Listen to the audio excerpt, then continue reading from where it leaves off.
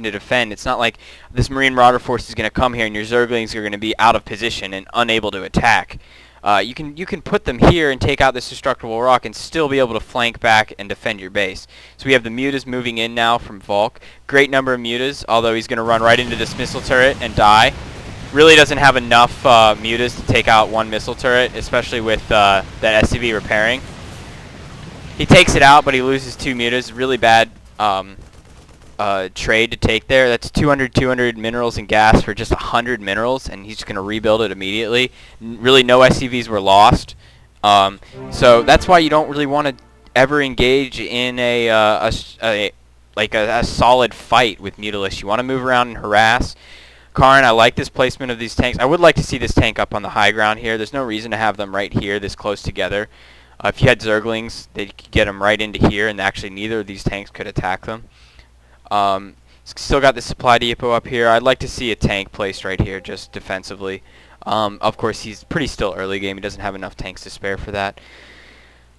So the infestation pit is going down. I like this. Vaulk knows that with this commitment to these tanks, he's probably going to mostly be having Marines, and if he can get either some neural parasites or good fungal growths down, it could be really, really good for his eventual push in against these tanks.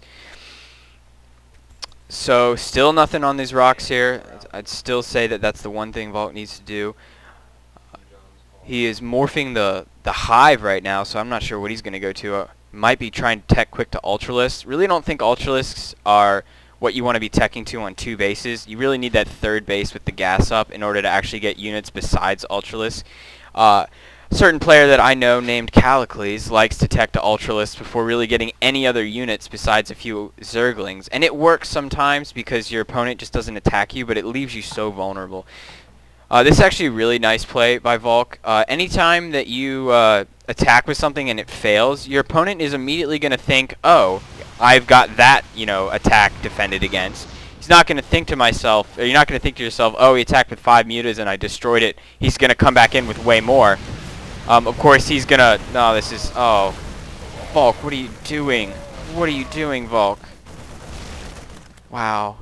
On that note, I think Cahrin should be pushing out soon. Just the fact that, oh, he's taking a double expansion too.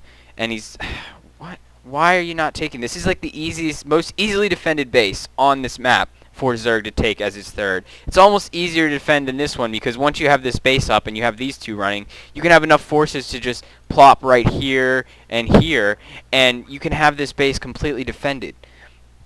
But instead, he's taking 2 forward position hatcheries. It's almost like he just expects one of them to die. I mean, it is a good strategy to take a lot of bases against Terran, especially whenever they're meching, because they're so slow. I mean, the only real units here that have any mobility are the Marines once they're stimmed, but there's no medevacs to heal them, so he's not going to be able to move around that well. So the Mutalisk running in now. Oh, this is going to catch Cahrin out of position, and this actually might be the saving grace because he's got no turrets now to his expansion. Oh, he's moving back. I'd like to see Cahrin move forward and try and do a base trade, but then also throw down some turrets here. Just bring all his SCVs back to his base. But see, right now, retreating here is going to allow Vaulk to be able to hopefully get up some of these bases. He's building drones here. I don't know. This is something that is kind of a strange thing to do, is to get 2 bases up at the same time. But anytime you've done something like this to your opponent, you really can't afford to do it. So leaving those 3 tanks there, it's probably a big blunder. If Vaulk were able to spot this, this could almost be GG. I don't think Cahrin realizes his tanks are out of position like this. The only thing defending this army is the fact that he has those tanks. He really needs to bring these Marauders out. There's no reason to leave them in here when you're going to make a big push like this. It's not like Vaulk's going to use his only Zerglings to come around and try and make an attack on the base whenever he could use those Zerglings to help defend. So right now, Cahrin with the stronger army, obviously, but Vaulk with 4 bases, as well as, wow, there's a lot of gas going down. He must be committing really hard to the air. Oh, he's got the Greater Spire out, and he's going to be, looks like he's going to have, if I can find the right one, production. He's got only Zerglings on the way. Not the smartest thing to think of. Oh, he has some Broodlords. Oh, this looks like it could be over for Cahrin. Really needs to spread those Mutalisks out. They're just going to get absolutely destroyed. 2 Thors can actually take out 2 Broodlords, but Not once they've already had to deal with things on the ground. And there you go, Vaulk's going to be doing some really nice micro with those Broodlords. Would like to see these Zerglings move in. There we go. And with these 2 Broodlords and obviously the 2,500 minerals and 1,000 gas from Vaulk, he's going to be able to easily macro up some Broodlords as well as some Corruptors and easily defend this. Cahrin doesn't even have a he has a starport out now. He's trying to make pump Vikings. I would like to see a swap here so we can get extra Vikings out, knowing that really all Vaulk has right now to defend are Broodlords. If he moved in with some Vikings, he could start some harassment. The interesting thing is that Vaulk doesn't really even have a Hydra Den down. He has a ton of gas. He is gas mining at all 4 bases. Not exactly saturated, but I do like this now that I realize what he was doing. He just said, I don't really need the money from these bases, but I need the gas, so I'm going to expand in 2 places and guarantee myself at least 3 bases of gas, even if he moved in either direction. Cahrin really not doing a great job of scouting this. He doesn't see either of these bases, and he's so close. If he took either of these watchtowers right now, he would realize that, oh, there's 4 bases. No wonder I'm losing. And he hasn't realized that yet. With these Vikings, he actually might be able to win this fight because all Vaulk has is Broodlords. And if he micros this right, he could very easily win this. He's going to have to keep this army back and just send his Vikings in to scout and to kill.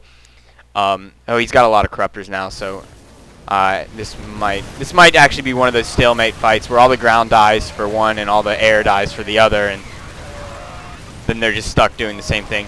But no, it looks like Vaulk's going to pretty much take this this battle and then subsequently this game handily.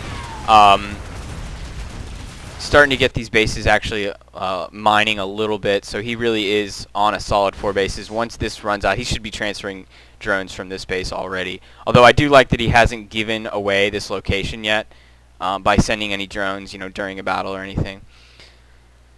So right now it's pretty much up to Vaulk to decide when to attack. He's got the army advantage. He's got the money advantage. He's got the the units advantage. Pretty much everything.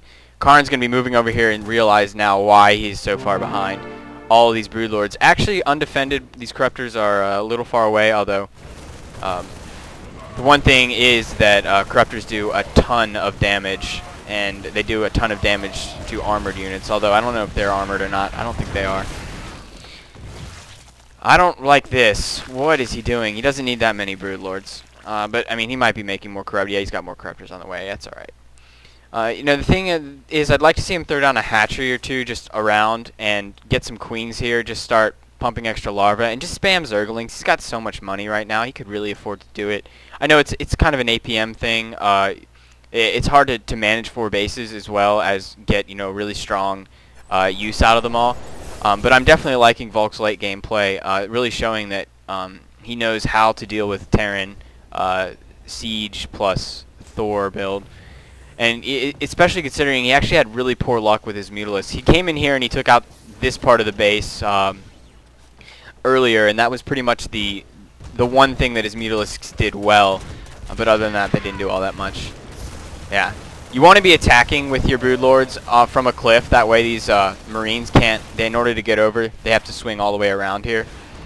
Right now, the units lost tab is actually pretty even. I guess Cahrin is a bit behind, and he's going to continually be more behind because as he fights Broodlords, which don't cost any money. But the interesting thing is that even though this game is actually pretty close in units lost, Vaulk can afford to just throw money at this situation, whereas Cahrin can't. He's losing his natural. I'm going to look to see him GG pretty soon. Really not much that a Terran can do against this whenever he doesn't have the big units out. He doesn't have the massive Vikings to get air superiority, and there's the GG. So we're going to be moving into the 3rd game very soon. It is currently tied up at 1-1.